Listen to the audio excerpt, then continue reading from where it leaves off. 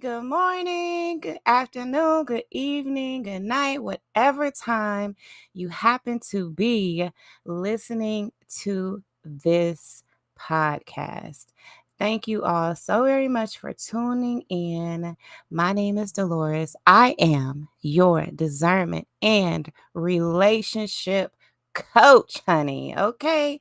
And we are back with another video about discernment. Okay, we are digging in, and I hope you all have really been enjoying this series on discernment. I mean, y'all, listen, I feel so enriched and empowered, enlightened, and I mean, I just feel so ready, okay, like to make all the best decisions for my life just by going through this series about discernment. I mean, how many times have we heard people say, use your discernment? Where's your discernment? But we never really knew exactly what it was, how powerful it could be in our lives, how to use it exactly. It's just like now we know, and now we are equipped, right, with all of the right information to make the best decisions in our lives, to propel us forward, to be our best selves, right? And not only that, but to enrich those around us, right, in our world as a whole. Okay, so listen. Let's get into it, honey. We are about to do chapter 4, right? The beginning of chapter 4. Now, this chapter is a long chapter, okay? But we are going to get into some examples. Like, there's a whole, scenario in here. So, y'all, we are going to get into it. So, go ahead and like the video, share the video, tell a friend to come on and jump on, okay? Because everybody, lottie dottie, everybody needs to know about discernment. And I will be right back.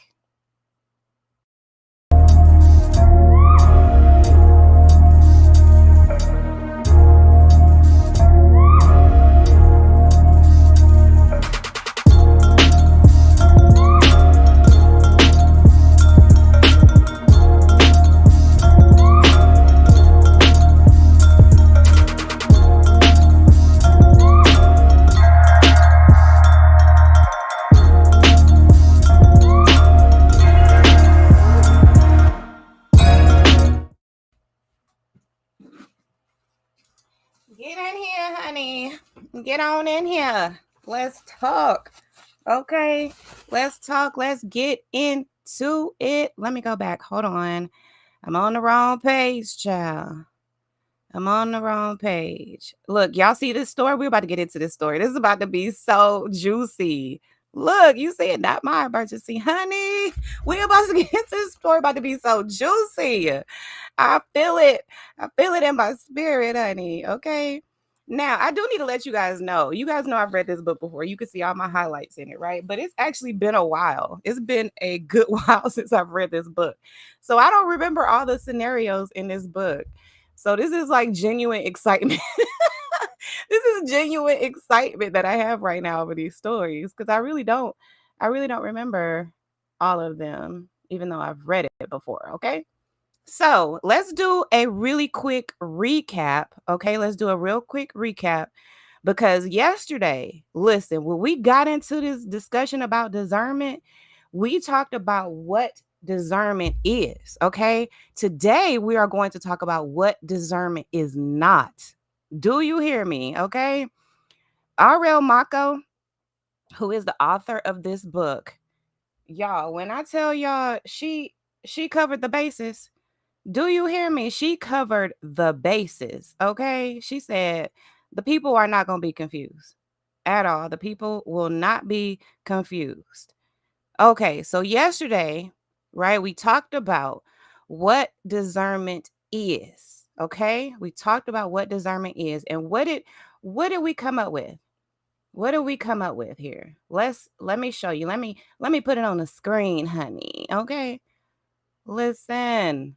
Okay, discernment, having the ability to sift through different types of information, constant adversity, and potential threats in life while consistently making appropriate choices, rational judgments, and proper decisions that will propel you forward with the steadfast purpose of improving your life and ultimately improving the world around you. Y'all, I'm telling you, yesterday we got so much good news. I'm telling you, this is a good news book. This is a good news book. Okay. To go a bit further, this is what she said. The true intent of discernment is to keep you and your actions in line with your ultimate path in life. Right? Not even your mother's wisdom can compete with discernment. Why? Because discernment is about navigating your way, in the midst of dealing with the daily chaos of life. While your mother can see the pitfalls in certain places, you are venturing into based upon her experience going down certain roads before you. Your mother cannot know completely your path in life because her perspective, just like anyone else's perspective, is colored by her own experiences and perceptions of life and existence. And although your mother may be right 99.99999% of the time, okay, she may not know you better than, and she may know you better than anyone else, right? Ultimately, she doesn't know what your path in life is and cannot dictate your path unless you give her the power to do so. But I would encourage you, friends, daughters, discerners, don't allow that to happen, right? Live your life. Walk your own path. Be in the driver's seat of your own life. And don't give that power to anyone because you were meant to have it. And now, with discernment, you are equipped because discernment is the navigation system. Isn't that what we talked about yesterday? That's your ultimate GPS. And even if you are not clear right now exactly what your purpose is in life, discernment is your key to finding out what your purpose is. Because as we grow in discernment, as we build this foundation and we keep building and we keep building, we become more in tune with what God's will is for our life, right? What God's will is, AKA what our purpose is. This is why I am so against. Listen, let me go ahead and pull it up right now since we're talking about it. I am so against the religious narcissist. Because a religious narcissist, their purpose is to deceive you. And when they are deceiving you, right? Guess what? The antidote. Guess what your secret weapon is, your superpower is when it comes to the deception of the religious narcissist, when it comes to the deception of this world. Your antidote, your secret weapon, your superpower is discernment. And as long as you are discerning, you cannot be deceived. Do you realize that? When you use discernment, you cannot be deceived. Child, but see, y'all not ready for that. Yeah, y'all not ready. Y'all not ready. Y'all not ready for that. We still got to build, honey. Okay, we still got to build on this foundation. We not ready to dig into that yet. Okay, so let's keep going. She said, right? We're doing a recap. We're doing a recap of yesterday. At a minimum, right? Remember we talked about the discernment spectrum. In fact, let me just go back. Let me go back so you can see it for yourself. Let's go back, okay? Remember the discernment spectrum. Okay? At a minimum, Understanding and learning how to discern will allow one to take full advantage of prime opportunities that will present themselves, opportunities that will impact your life for the better. Like, don't you want that? Seriously. Like, ask yourself that question. Don't you want that? Even at the very minimum,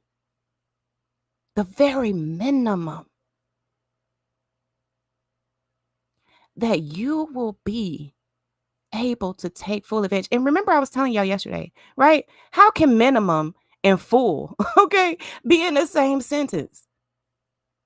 At a minimum, you're full. At a minimum, you are full, right? When you understand and learn how to discern. At a maximum. Number 2 here, understanding and learning how to discern can make the difference between life and death. Your life, your death.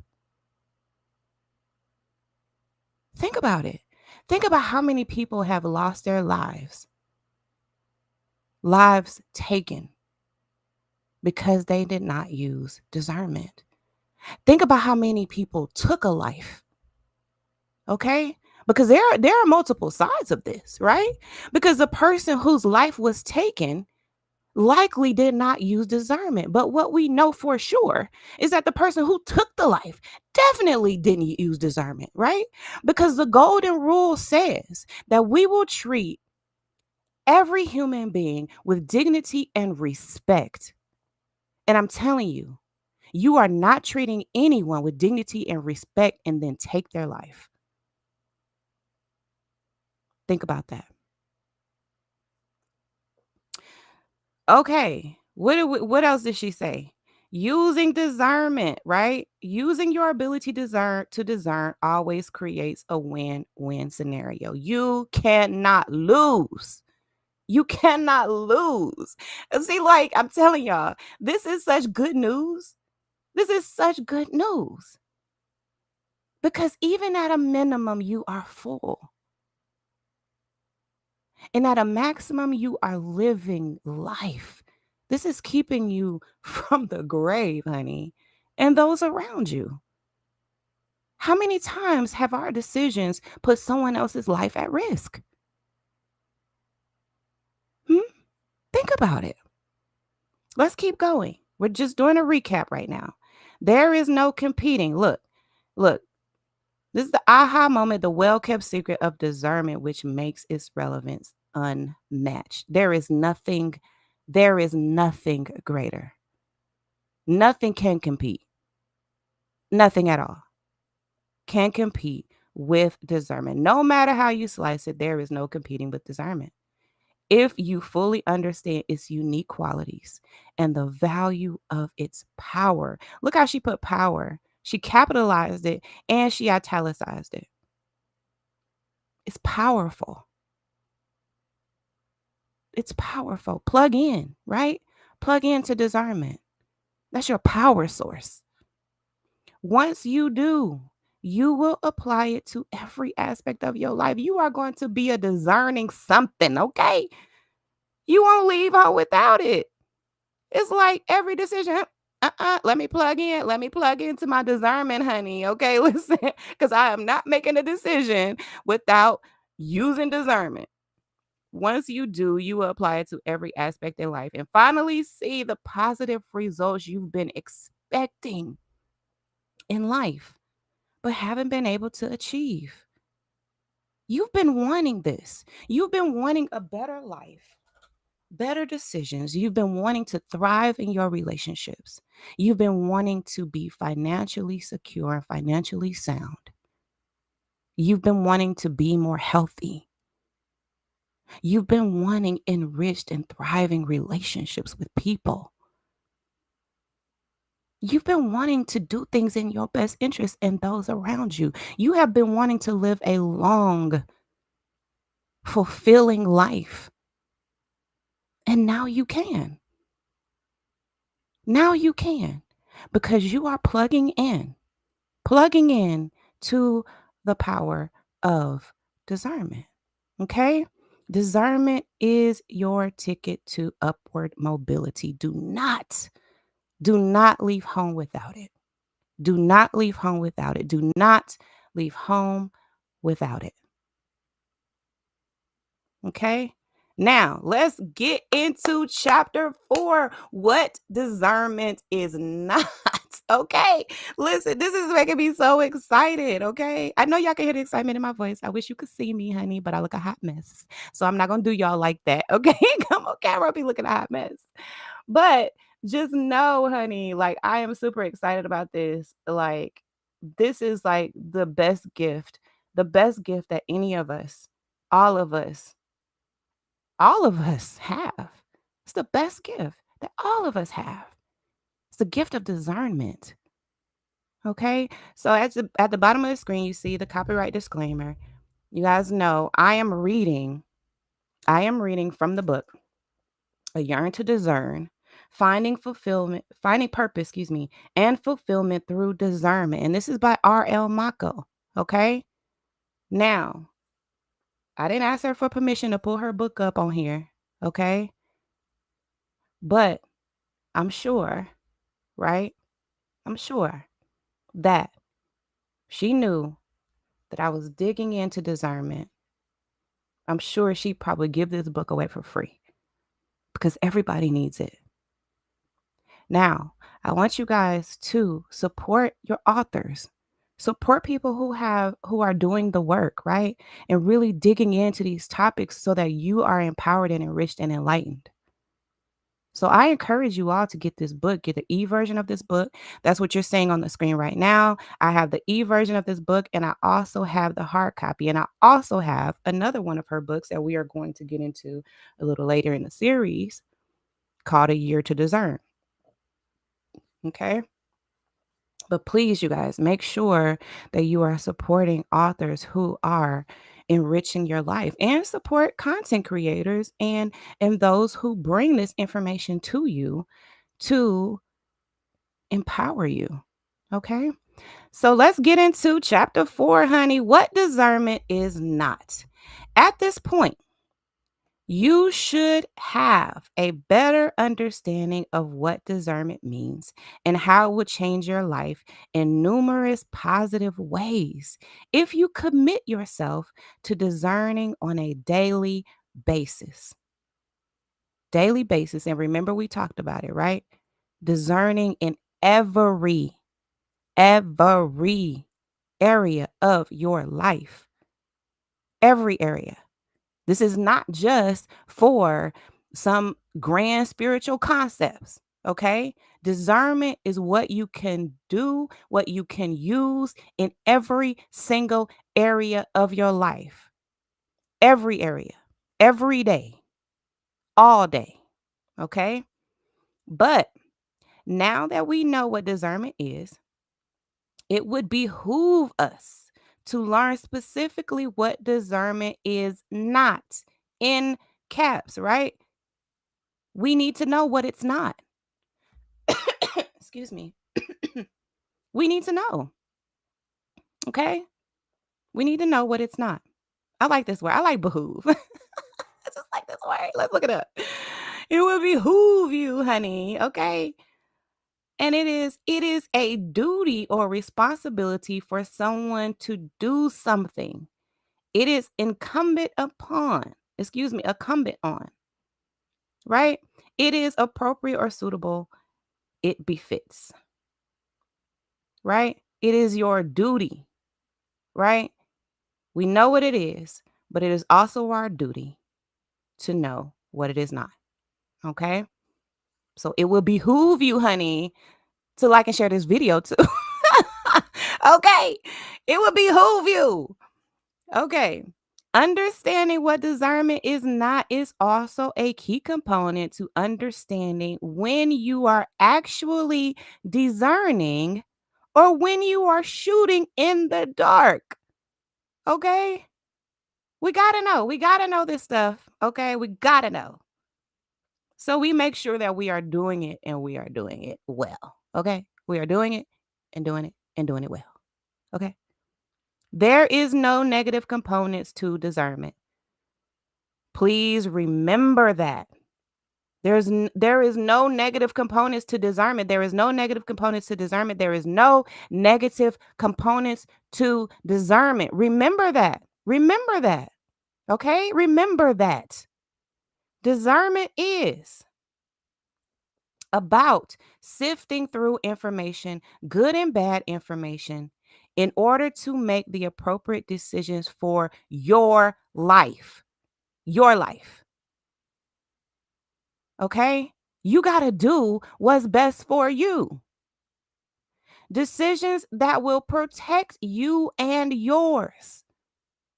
How many times have we thrown discernment out of the window because we were more concerned about what other people think or what may be better for someone else to our own detriment, right? Where we have left ourselves and our loved ones unprotected. Okay? But excuse me, let me just go back. Okay. Discernment is about sifting through information, good and bad information, in order to make the appropriate decisions for your life. Decisions that will protect you and yours, but decisions that will not require you to intentionally hurt others. It won't. She put it in caps. This is not about hurting anyone else. This is about doing what is best for you, what is safe for you to protect you and yours. And when you are doing that, there is nothing negative that will come of it. Okay? First and foremost, while discernment requires you to make judgments, discernment is not about making judgments for the purpose of condemning, degrading, demeaning, diminishing, or devaluing another person in any way, shape, or form. It's not about that. So if I see a group of people that my discernment is saying, go ahead and cross the street or walk the other way. I've done nothing to actually condemn anyone. I haven't degraded anyone. I haven't demeaned anyone or diminished or devalued anyone in any way. I have simply changed course so that I can protect myself and my loved ones. Does that make sense? But I hadn't walked up to the group and done anything. I haven't said anything to them. I haven't degraded them in any way. I haven't called them names. Y'all look like a bunch of thugs. Y'all look like a bunch of riff-raff. I haven't done any of those things. I have simply changed course because my discernment told me to. Because it's just like I'm doing what is best for me and my safety. Does that make sense? In addition, discernment is not simply about being right or wrong, or about mindlessly passing judgment, or even about discriminating, although on some level, judging and discriminating are important aspects of the process of discernment. Remember, I was telling you before. There is what makes the difference is your intent. And when you're using discernment, there is no negativity that is coming of it. Because you are not doing this. You are not making the decisions that you are making for the purpose of passing judgment in any type of way that condemns or degrades or demeans or diminishes or devalues anyone. Okay? However, judgment and discrimination are not the focus of what discernment is all about. It's not what it's all about. And understand this, discernment is not about lifting yourself up by putting someone else down. It's not about that. On the flip side, this also means that discernment does not involve lifting someone else up to the detriment of yourself or of oneself. Okay? How many times? How many times have we done that? In other words, right? In other words, discernment does not cause direct or collateral damage to someone else, including yourself. It just doesn't. I cannot begin to tell you how important this piece of information is to your understanding of discernment. Okay? Sit with that just for a moment because she wants you to know that this piece is very, very important. It does not, discernment does not cause direct or collateral damage to someone else. Just doesn't. Because remember, our foundation of discernment is respect and dignity for all human beings. There are so many people who miss this point and proceed to get themselves involved in situations they never should have entered into in the first place. So when I say discerning will not lift you up while bringing someone else down and vice versa, I am really saying that you need to pay close attention to the situation that has presented itself to you. Paying close attention is what discernment is all about. Pay attention. Pay attention. As you discern through a situation, you must make an assessment of the facts that have been specifically presented to you so you can decide whether or not you should get involved. Huh? Okay, mic drop. You must make an assessment. Do I need to even get involved with this to begin with? Right? Do I need to get involved? Similarly, if you are confronted with a situation where you must make an individual decision for you and your family and loved ones, discerning will allow you to make the right decision and move forward in the correct manner. Either way, discernment should be your navigation tool that guides you to your destination safely. That's the word I added. That one. Safely, honey, okay? Because there is there is so many dangers out there. Just think about how times have changed even over the last 5 years that have really required us to be discerning, right? Think about it. We're still not through a whole global pandemic. That was a situation that required all of us globally to use our discernment. We're coming up again on election season, right? Another time in our world where we are required to use discernment, we have to pay attention. We have to listen, even for what is not being said. Okay, let me continue reading. When you are using discernment as a navigation system, you will not need to second guess whether the navigation system is utilizing the best route to get you to your destination. And I love this whole navigation thing. I say GPS. You know what I'm saying? Because how many times, like your GPS says, you are on the best route, you're on the fastest route. Up ahead, there's an accident, there's a speed trap, there's this, there's that, and it warns you. Think about it like that. Think about discernment like that. Now, you may venture off from what your navigation system say, right? We've done that before. Okay. We've decided to take detours and all the things. But your navigation system of discernment, right? Well, you won't need to second guess whether the navigation system is utilizing the best route to get you to your destination. Okay? Uh-oh, my bad. Where did I go? Okay, what did I do here? I went too far. Okay.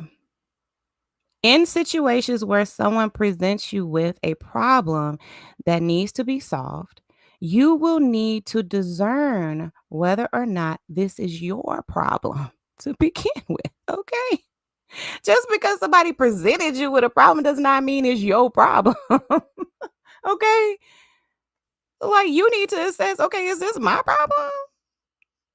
Does your emergency constitute an emergency on on my end? Okay? These are discerning decisions you got to make. If it is not your problem, then the question shifts to one of whether or not you should take on the problem in some way, right? So, you ask yourself the question, is this my problem to begin with? Do I even want to get involved with this to begin with? And then you say, okay, well maybe I do want to. Well, you got to discern in that situation too. Do you want to? Is that something that you need to take on? I say this, right? I'm continuing to read here. I say this because some situations may be presented to you as if it's your problem to solve or to assist in solving, when in fact, it is not your problem to get entangled with on any level, right?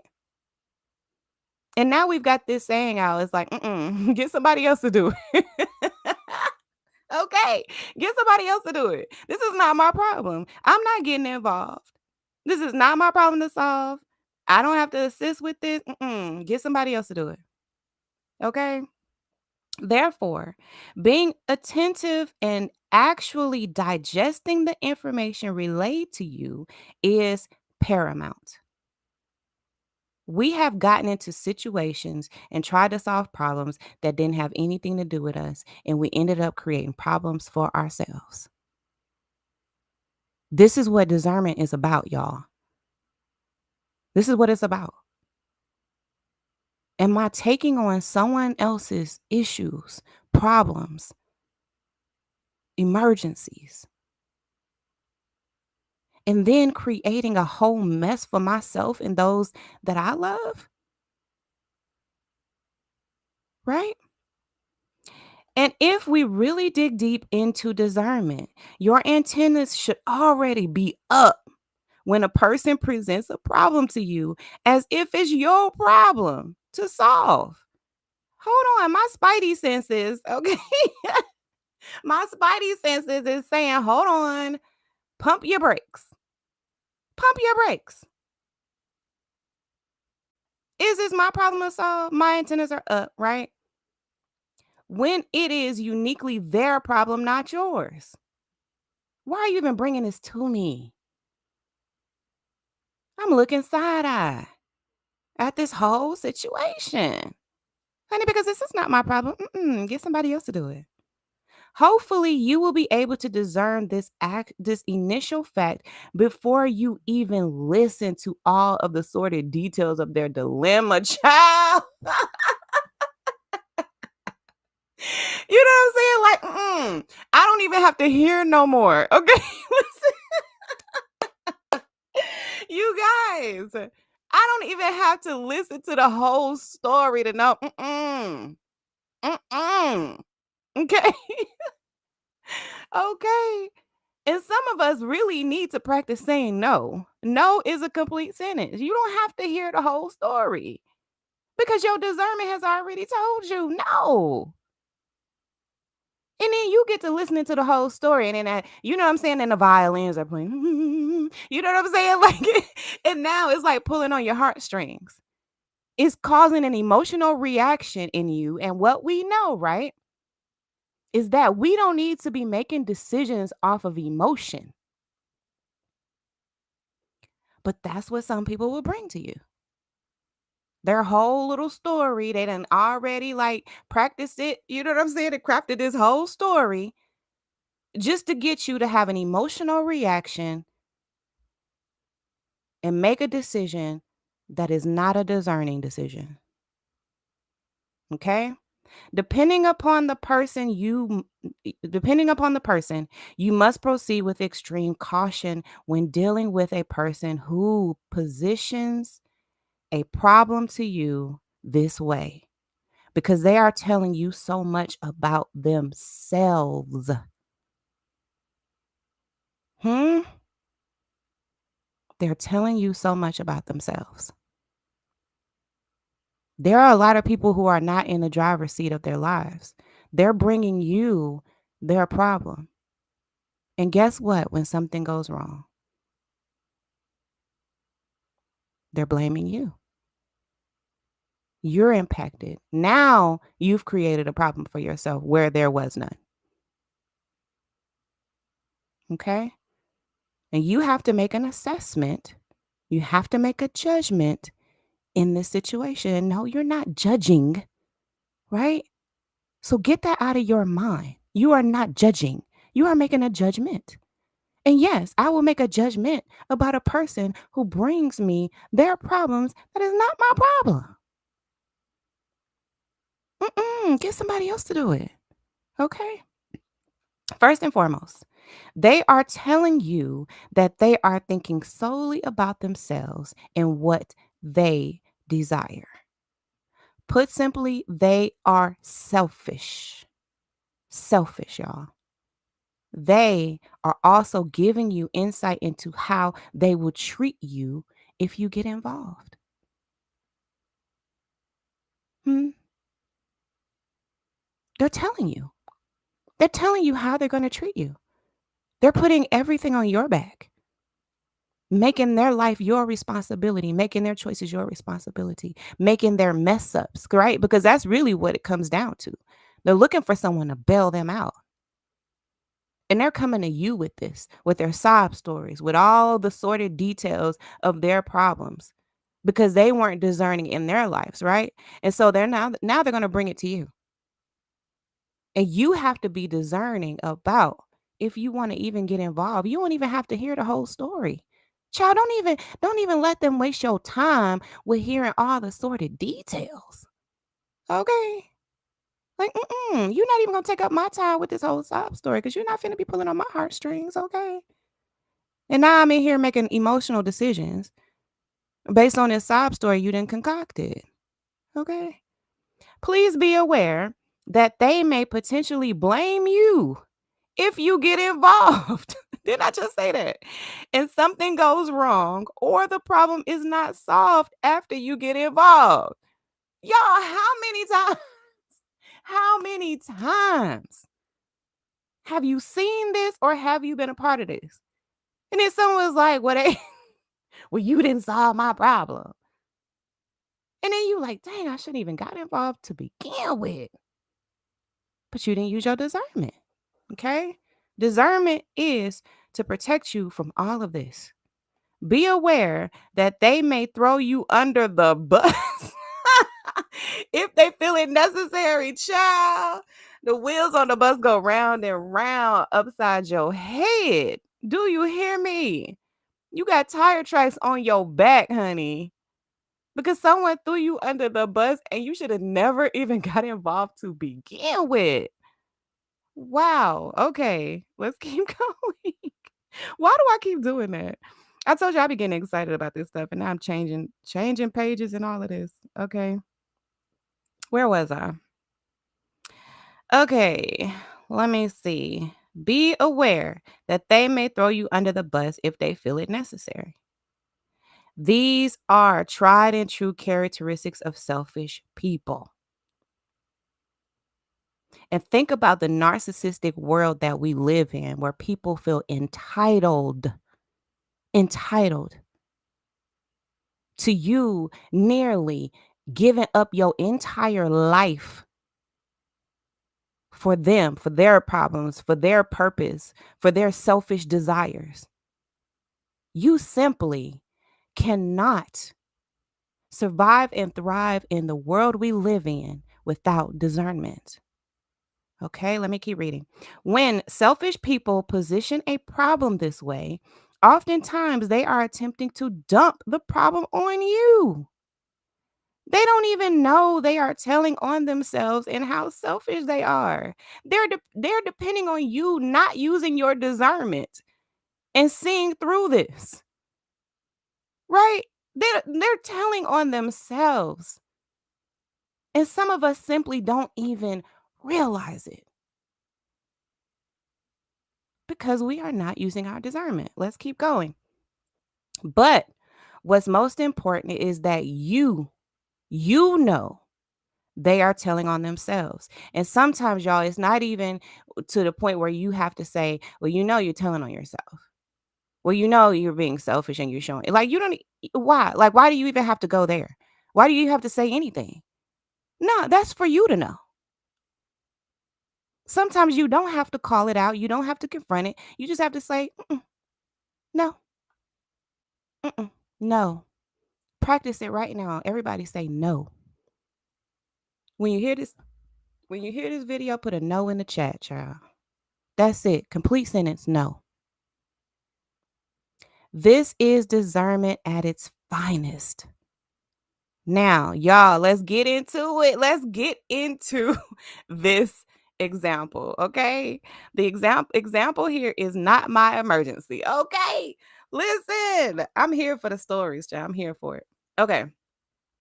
A gentleman I worked with once taught me an important lesson. He said to me, an emergency on your part does not necessarily create an emergency on my part. Mic drop. Okay. How many times have people brought us an emergency and then we're feeling all anxious and we are like trying to solve their problem because they just made it an emergency? I need this right now. I just need no, no. You failed to discern.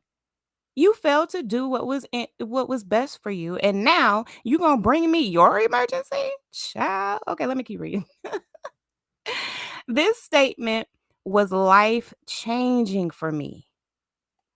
He was referring to a situation that a family member presented to him in an emergency, and the person expected him to drop everything he was doing to attend this so-called emergency situation. After being told about this emergency, my coworker informed me that no one's life or liberty was at stake. Nobody was about to die. Therefore, this was not a true emergency. It wasn't even a true emergency. Okay? This was the first and most important point to understand, he said. In fact, the situation had to do with a person needing $300 by 6 p.m. that day so that he could pay his cable bill. I know you lying. I know you lying. Oh my God. I need $300 by 6 o'clock. I gotta pay my cable bill, child, because if I don't pay my cable bill, I'm not gonna be able to watch the Housewives. Get somebody else to do it. Okay. If he did not pay the bill by 6, his cable would have been turned off. This person pleaded with my coworker and insisted that not only must he come up with the money, but that he needed to bring the money to him at the cable payment center where he was waiting to pay the bill. I cannot. I cannot.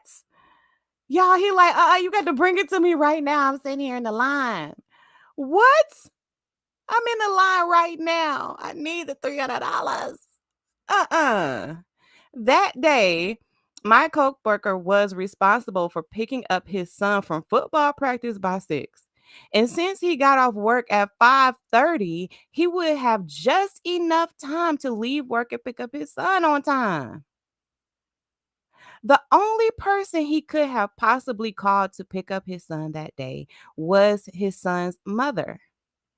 Unfortunately, he had to consider three things. Three things to consider. He had joint custody with the child's mother. 2, today was his day to pick up his son. And 3, he was barely on speaking terms with his son's mother. Right? So now I'm going to create a bigger issue for myself because you need $300 to pay a cable bill. And you in line right now and you don't have the money, but you sitting up at the payment center looking dumb. Okay? Like, you got to be kidding me.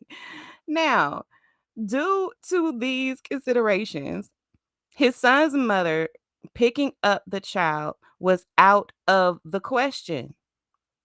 Out of the question. And finally, my coworker did not have $300 anyway. He didn't even have the money. He could potentially borrow the money from his mother, but his mother was on a fixed income and couldn't really afford to lend anyone money. But as a mother, she would do it for him. And my coworker knew she would. He knew he could have got the money from out of his mother. Now, how many more problems would that have caused? Knowing his mother's situation, however, my coworker believed that borrowing from his mother would be selfish unless it was done in an actual emergency. Okay? For my coworker, an emergency meant he only borrowed money from his mother if he needed something for his son, or unless his or a loved one's life and liberty were truly at stake. He told me since this family member's situation did not fall within those parameters, he was not borrowing any money from his mother for this particular situation. No, get somebody else to do it. After providing me with all this information, my coworker politely informed me that as far as he was concerned, this was not a true emergency and it certainly was not his emergency. Hmm. Ask yourself how many times have you come through for somebody when it was to your detriment? How many times? They made it an emergency. They made it so important. There was this sense of urgency about it. You didn't even have time to think it through because they just like, I got to do it right now. I'm at the payment office right now. I need you to come down here right now. And you did it. And it was a ripple effect of drama, of problems, of chaos that it caused in your life. Okay, let's continue. Therefore, he was not going to get involved. He called the family member and very nicely informed him that he could not help him out. Oh, I can't help you. I can't help you, friend. I can't help you. Cuz I can't help you. You gonna miss the housewives. Okay. You gonna miss it unless you get somebody else to do it. Okay. He did not explain why he couldn't help. He simply informed the person that he was sorry, but he was unable to assist him with his dilemma. Now, how many times have we had to give a person, like, no, we didn't have to, but we did give a person a whole reason, all these reasons, and breaking it down while we can't help them? No, just no. I'm sorry that that you're in this issue, this problem, but I ain't gonna be able to help you. That's it. I'm not gonna be able to do it. Okay. It was now about 5:30, so my coworker bid me a fond farewell with a smile and proceeded to go pick up his son. Child, go on about your business and do what you need to do. He left worry-free and in good spirits. He left worry-free, honey, and in good spirits. When my coworker came into work the next day, I asked him what happened. What happened to the family member's cable situation? Yeah, I'm laughing because like this is so trivial. But I mean, if we really think about it, this has happened, on in situations that are a little less trivial, right? But still equally not our problem. And equally to the point where if we did make it our problem and take it on, it would have caused more problems for ourselves. This is a scenario that she's giving us, but really this could apply to so many situations in our lives that we end up faced with. Okay. He said to me, I don't know. I told you yesterday, not my emergency. Okay. So that means he not even about to call Cuzzo and say, hey, did you get somebody to pay it? It's like, I don't know. I don't care. But not that he don't really just not care, right? Because you have a level of care about the situation. I care. He done miss housewives, you know. But it's not my emergency. So I'm not even finna be checking back and seeing what happened. He told me he didn't call the family member back yesterday after declining to get involved. What you calling back for? You've already made the decision and you don't need to get involved. So don't go sticking your nose out there trying to figure out what happened. My coworker then explained to me that just because someone is having an emergency doesn't mean it's your emergency. He told me that having your cable turned off is not a life or death situation. It's a money management issue. Okay? It's a money management issue. He stated that a money management issue was someone else's personal problem and not his problem to get involved with, nor was it his problem to solve. He said if the person wants the cable to stay on that bad, they will find a way. And if they don't, the cable being turned off will not cause anyone to die. Okay? No one's going to die. It's okay. You'll survive. He said he will not inconvenience himself, his son, or his mother because someone else cannot get their personal affairs in order. Think about it, y'all. How many times have someone brought us a personal problem because they failed to manage their time, manage their money, their emotions, right? And then they put this on you that you need to solve. And now it's an emergency. So now you got to move quick. And no, get somebody else to do it. He told me he knows this person very well. If he gave him the money, the person will undoubtedly call him again and again every time he needs money to bail him out of these types of personal matters. This is what discernment is. Discernment is even forward looking, knowing that if you get involved this time, then every single time this person is going to constantly be making their problems your problems. Are you willing to take that on? You have to ask yourself those questions. That is the behavior of a discerner. Okay?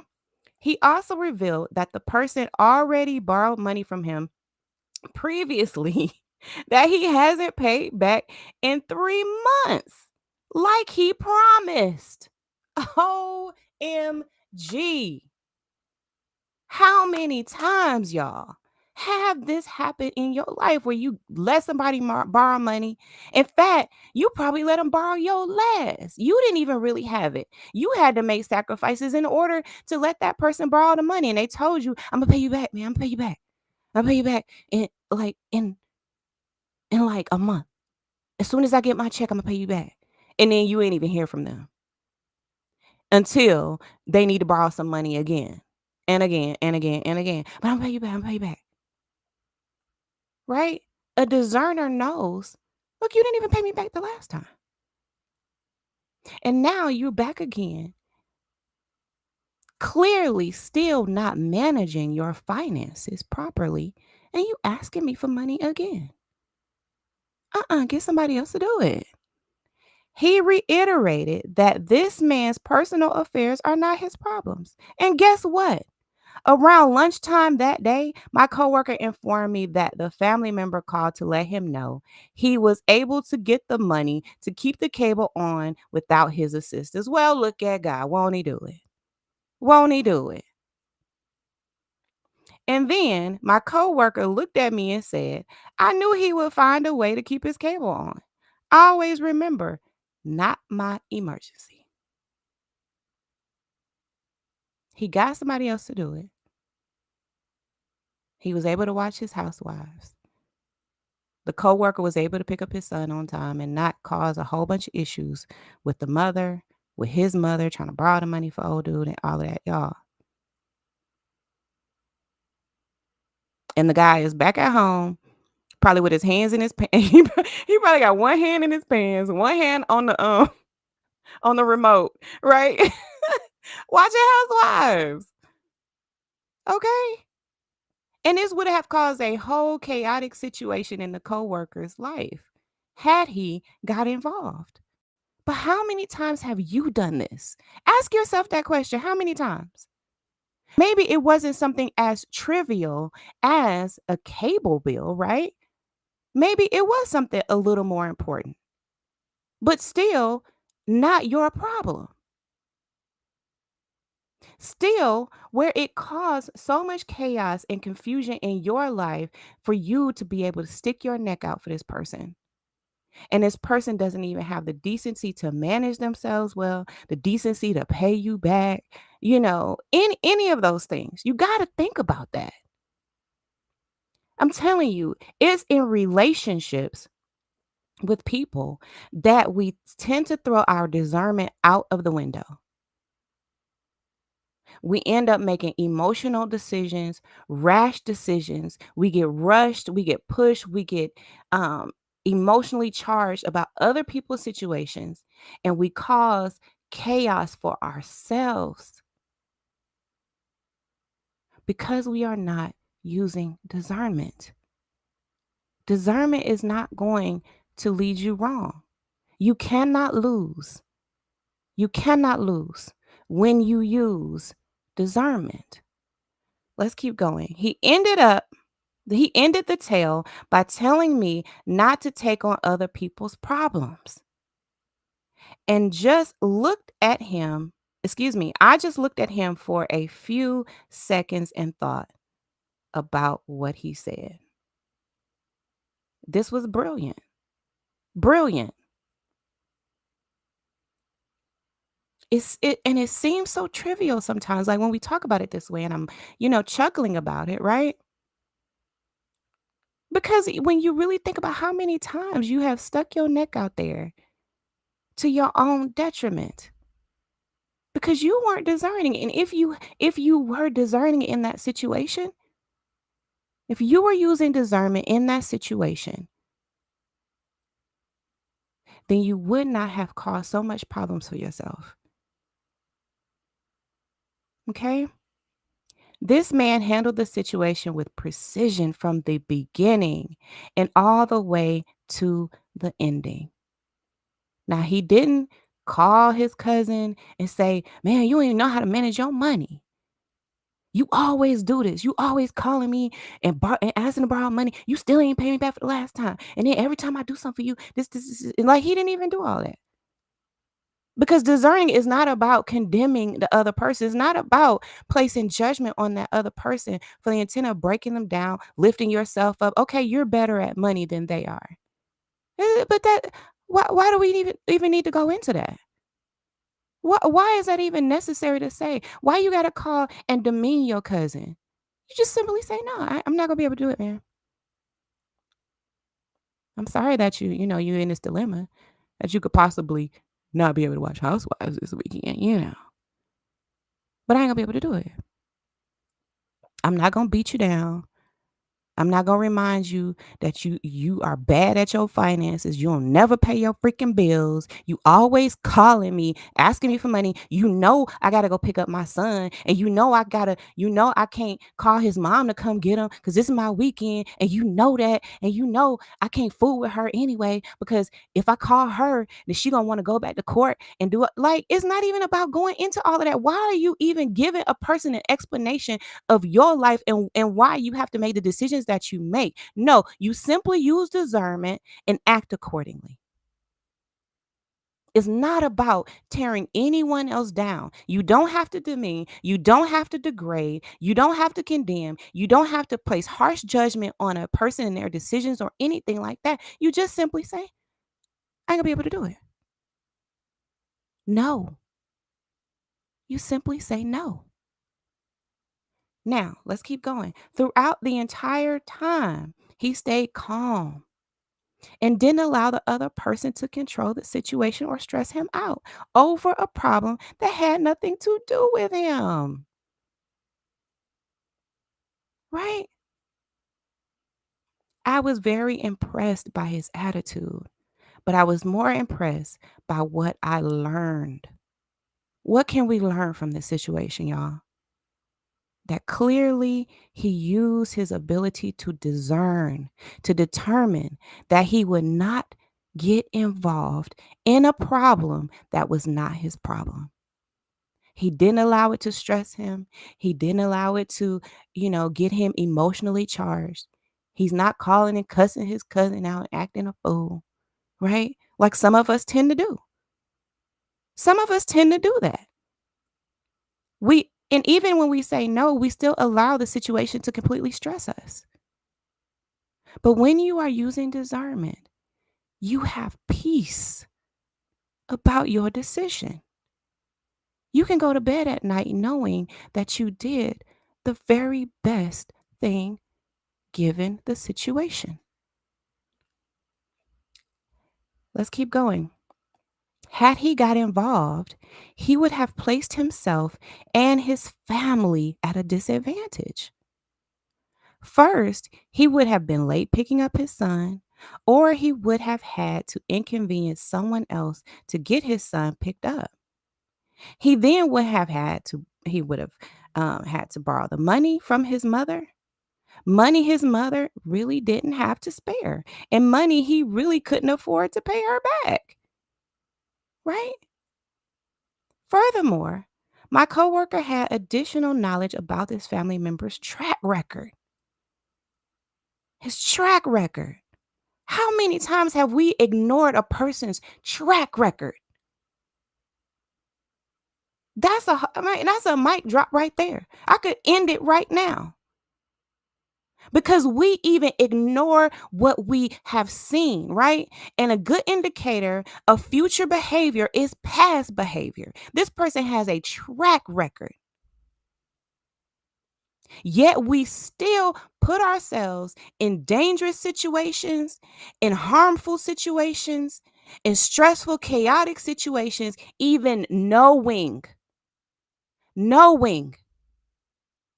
that who we are dealing with has a track record. How many times, y'all? You got to ask yourself while we are reading this, right? And we are going through this, you should be doing self reflection, self analysis. How many times have you done this? You've created even a track record for yourself, right? A track record saying that people can create emergencies and you're going to drop everything and do everything that you can for them. That's your track record. That's what you have to look inside, right? Do some self analysis here and think about your own track record of being someone that can be stepped on, being a doormat, right? To your own detriment. Furthermore, my coworker had additional knowledge about this family member's track record of failing to pay back his debts because he already owed him money. You've already proven, right? This person's already proven to you. They're not going to do the right thing. They've already proven to you, right?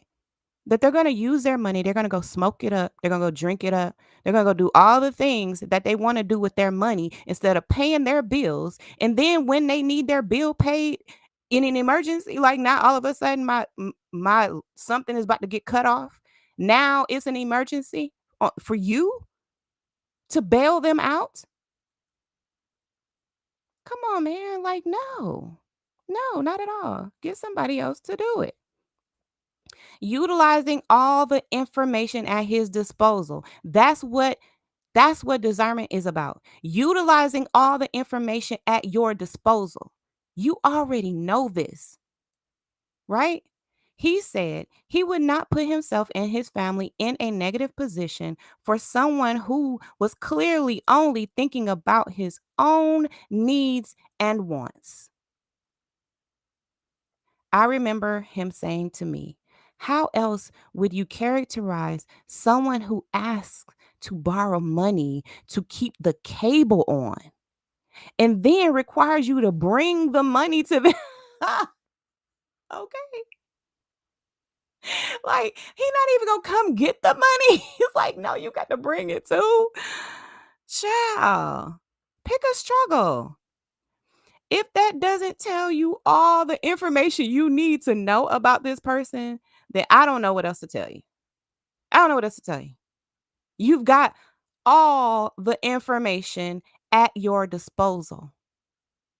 But how many of us would know all of this, have all of this information at our disposal, and still, still make a bad decision? And she says here, wow, another great morsel of information. I missed it the first go round. But once I thought about it, I realized my coworker was right. It's one thing when someone asks you to assist with a problem they're having, like borrowing money. It's another thing when they add on an additional problem for you, such as having you bring the money to them, especially since the situation is clearly not a life or death. He simply got in, he went to the cable place, got in line, right? And then calls his cousin saying, "Hey, I need you to run me, run me the money right now so I can pay this cable bill. It's about to get cut off. I need it right now by a certain time." Get somebody else to do it. Only when you learn how to discern will you take note of this information. Excuse me. Again, you don't take in the information solely to judge. Don't do that. There was no need to break anybody down, to cuss the cousin out. "Man, Eric, you always do this junk." And no. Even though a proper judgment must be made here, you have to make a judgment in this situation. But no, you are not judging, right? You're making a judgment, which means a judgment is the ability to make considered decisions or come to sensible conclusions. Who are you hurting by making a judgment that is based on you're making a decision, right? That you have considered and you're coming to a sensible conclusion, right? A sensible conclusion. It's totally sensible. And he hasn't made a mistake yet. He didn't judge his cousin, but he made a judgment about the situation and about who he was dealing with. Okay?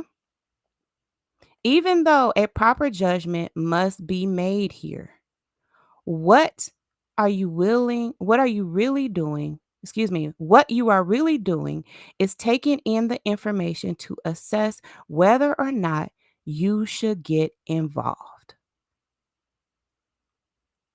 And you may not get involved in a situation just because you've made a proper judgment about either the situation or the person or both. Maybe I would do it for someone else.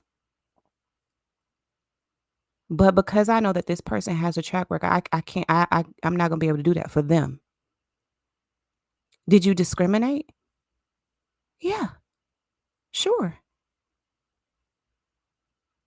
But it's a win-win situation, right? Because you are using discernment. You can't lose. You've done the proper thing here. Would it have made it difficult for my coworker to bring this person the money and also pick up his son at the same time and cause a further chain reaction of unpleasant events for him? Absolutely. Therefore, based upon these facts, he determined that he would not get involved. This is classic discernment in action. Action. Activate your discernment, people. Activate. You already have it. You already have it. And guess what? The information that you need to make a good decision is already in front of you. It's already in front of you. You have all the information and you already have discernment. What you need to do is put it in action. Put it in action. Activate. My coworker methodically analyzed the information available to him and made a decision that was best for him and his family without feeling guilt, worry, or stress. I couldn't stop thinking about how he handled everything from start to finish. I mean, with grace and class and respect and dignity, right? But here is the part that most people would have overlooked in this situation. My coworker not getting involved did not place the family member in a worse situation. It didn't. That determination has nothing to do with the fact that the family member found someone else to help him pay the cable. He found somebody else to do it. Even if the family member was unable to come up with the funds and the cable was turned off, my coworker would not have been responsible for the problem spiraling downward. Why is that? Right? It has to do with the fact that my coworker did nothing to create the problem that was presented. And he also did not have any obligation to provide assistance, especially if providing assistance meant taking away from his own immediate family. How many times have we taken from our own immediate family, right? And now we've caused problems in our own home to help someone else. And it wasn't even our problem. The person had a track record. It wasn't even an emergency that was, a life or death thing. Think about how many times we have done that, y'all. When someone analyzes available information to determine whether they will help another person in this type of situation, they need to sift through the information and also weigh the pros and cons of getting involved in a situation, right? What are the pros and cons? If after sifting through the information, the person determines that providing help will tip the scale such that the helper is at a deficit, then they need not get involved. Don't do it. What does a deficit mean? Deficit, the amount by which something, especially a sum of money, is too small. Number two, an excess of expenditure or liabilities over income or assets in a given period. Meaning, let me do this definition too. Number three, the amount or score by which a team or individual is losing. Number four, a deficiency or failing, especially in a neurological or psychological function. How many times have we put ourselves at a deficit? Hmm? We didn't have the money.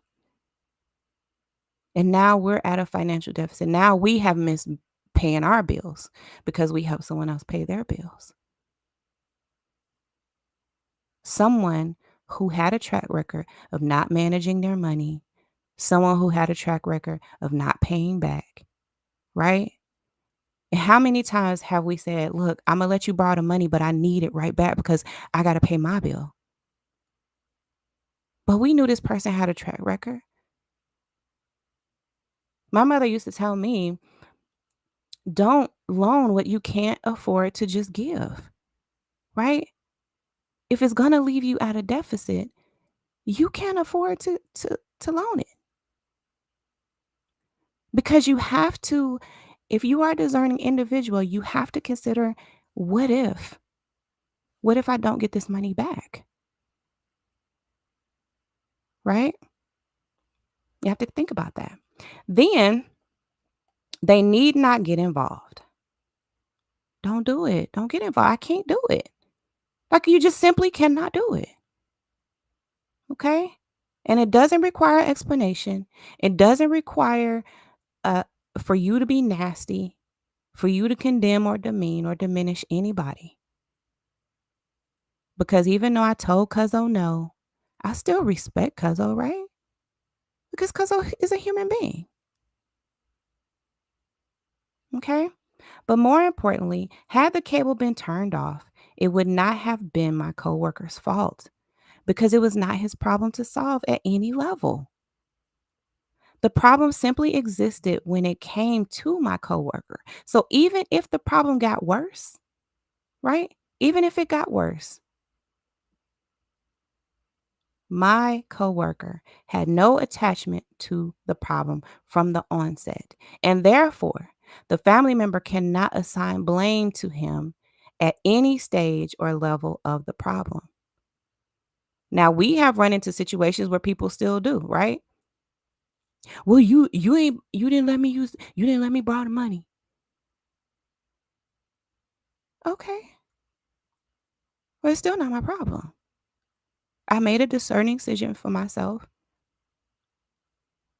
And really, if you are even someone that I need to continue a relationship, right? You may be family, right? But I'm noticing that even as my family member, you are putting me in a bad situation, right? Because of your failures. And not only that, but now there's contention between us because I was unable or unwilling to help. And that's another discerning decision that you need to make. Do I even need to continue a relationship with this person, family member or not, when this is the dynamics of our relationship? When if I don't stick myself, I don't put my neck on the line for you, I don't allow myself to be a doormat for you, then now I'm being blamed for your problems, for your emergencies. Now I got to ask myself, do I even need to continue a relationship with you? But how many times are we do we avoid even trying to make or having to make that decision?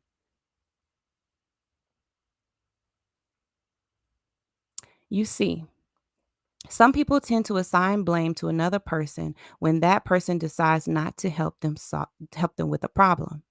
In their mind, if the problem gets worse, all of a sudden the non-helper is to blame because they decided not to help. Well, I'm here to tell you that's not how it works. That is not how it works. It's your job as the one who discerns properly to understand that your decision not to get involved includes not taking on the burden of guilt toward the person with the problem. You don't even need to carry this. You don't need to carry this on your shoulders. This is not your problem, and I'm not going to feel guilty about it. I'm not going to be stressed. I'm not going to be worried because I made a discerning decision. Okay? Once you discern your way through the situation, and discernment dictates that you do not get involved, you've done your job. You must move on. And I'm telling you now, if your family member or your friend or whoever gives you a problem about it, then that's another discerning decision that you need to make. Do I even need to continue a relationship with this person?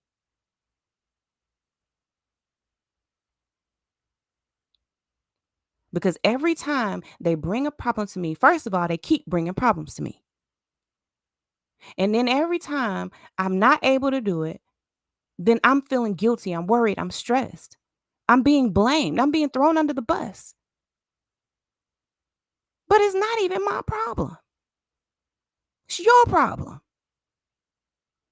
You need to consider in that situation, do I even need to continue a relationship with this person?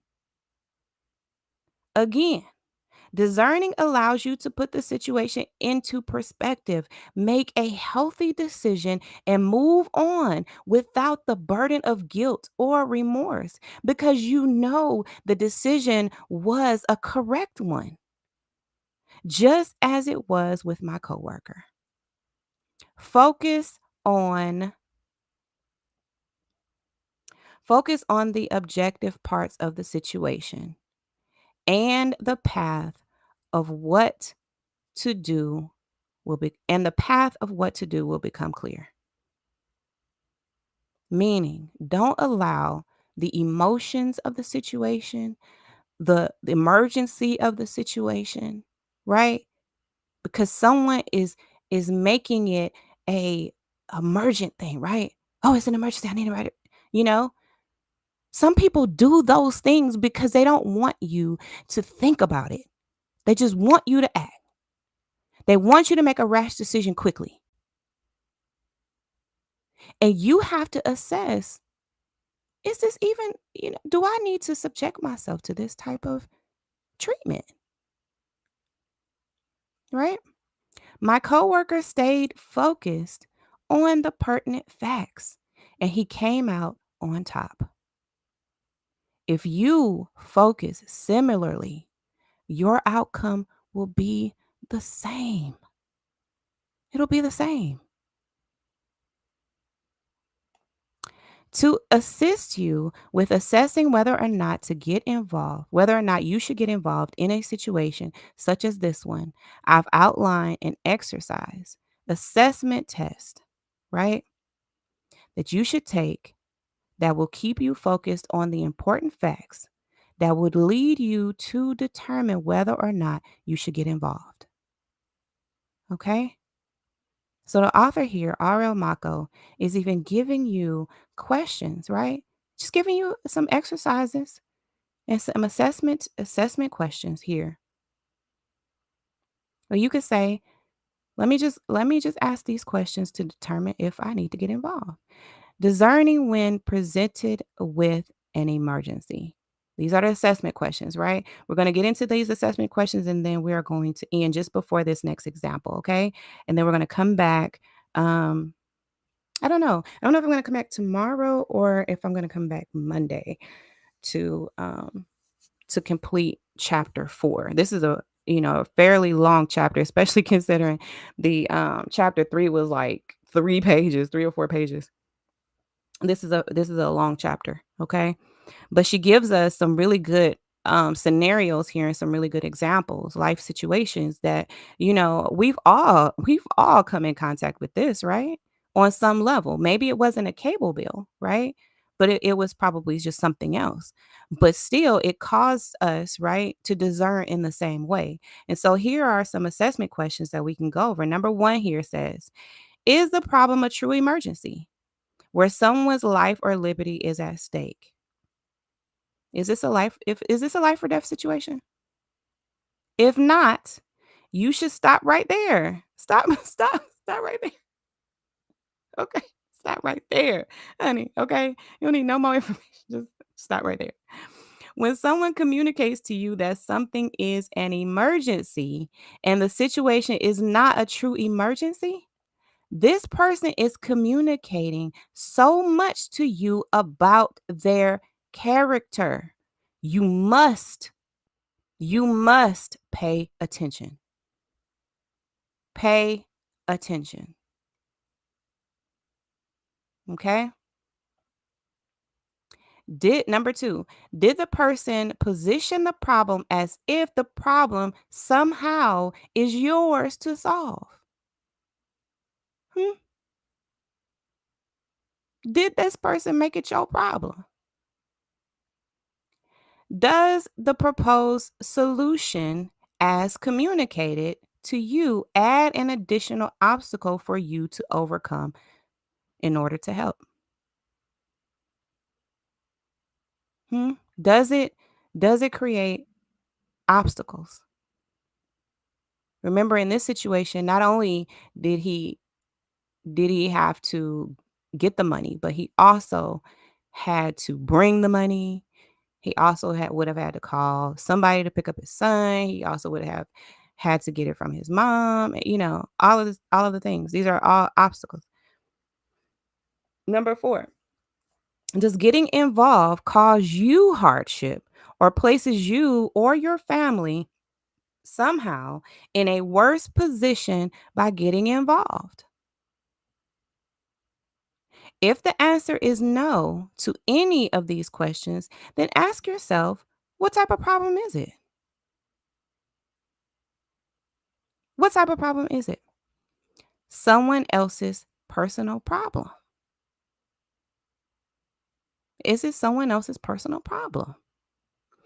And number 5, does your involvement cause anyone else in your family any inconvenience or hardship? Huh? Does this, like, and one scenario that I'm thinking about right now is sometimes we have even allowed people to like move in with us, right? Move in, maybe stay, whatever. And we have caused hardships or inconveniences on our children or the people who also live in our home. Think about that. Well, we may have put our children in an unsafe situation where they end up getting abused physically, verbally, sexually, mentally, emotionally, spiritually,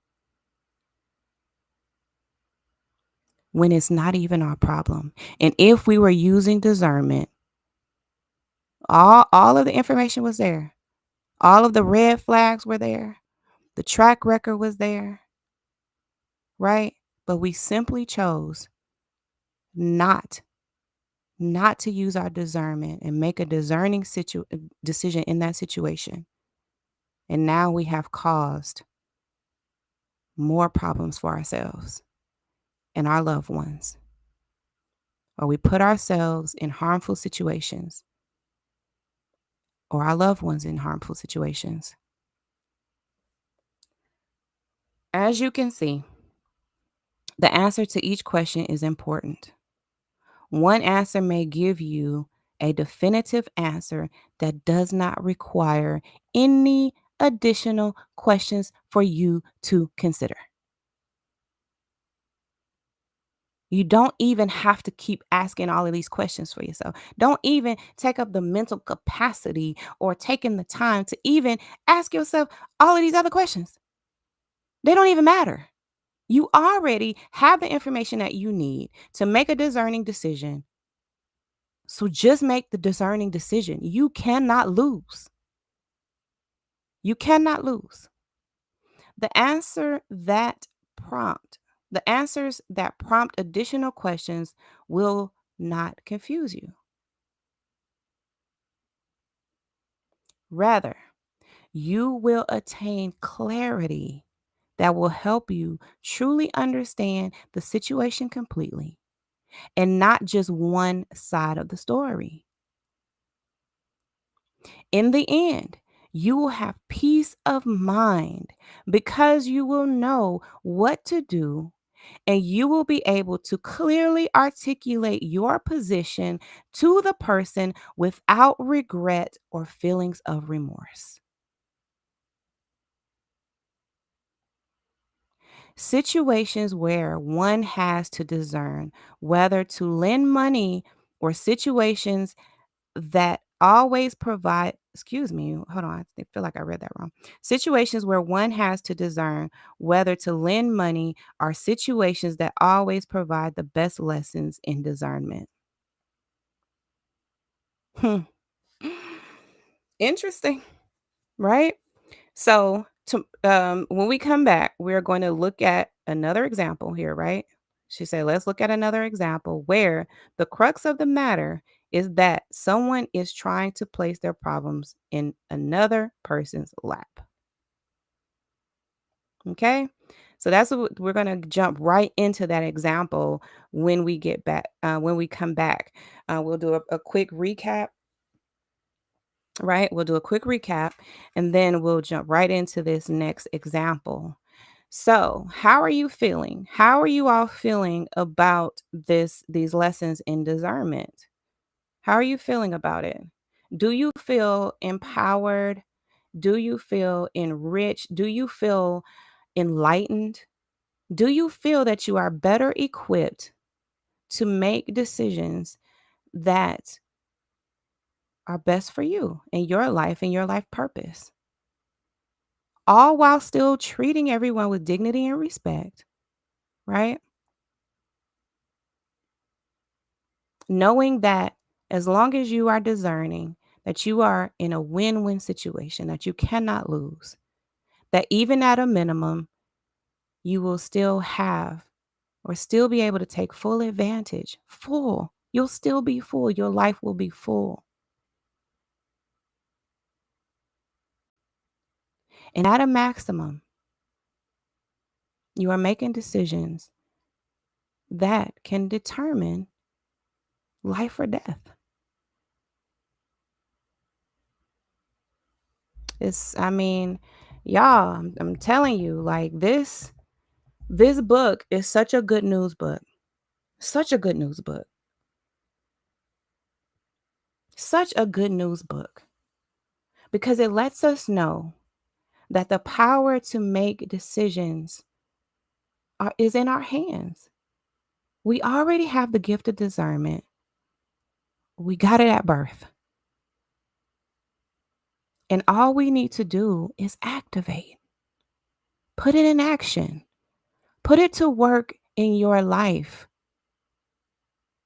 Discernment, having the ability to sift through different types of information, constant adversity, and potential threats in life while consistently making appropriate choices, rational judgments, and proper decisions that will propel you forward with the steadfast purpose of improving your life and ultimately improving the world around you. Meaning that when you're not using discernment, even in your relationships and your interactions with people you love, people who ask you for money, and you're actually doing them a disservice too.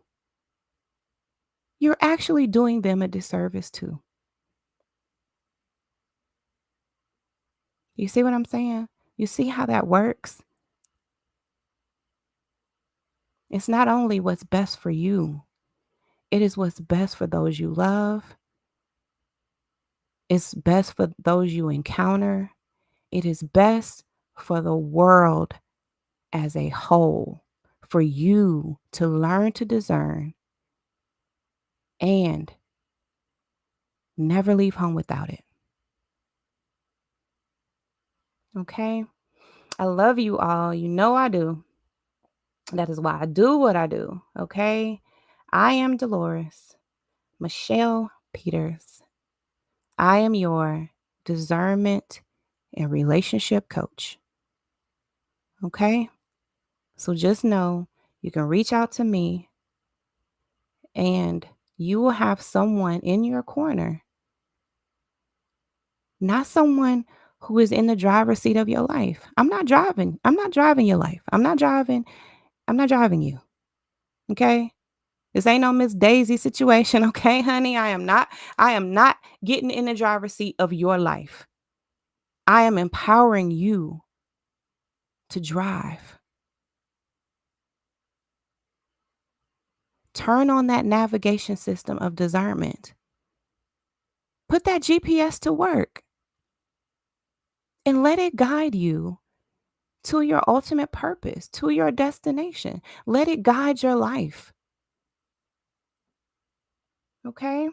Remember that you guys can get my book, my ebook, The Religious Narcissist Decoded. This is going to start really making a lot of sense to you, right? Because you're learning to discern. And when you learn to discern, you cannot be deceived. There is a lot of deception in this world, but you will not be deceived when you discern. Okay? Remember, you are important to me. I need you to survive. I love you guys. Bye-bye for now.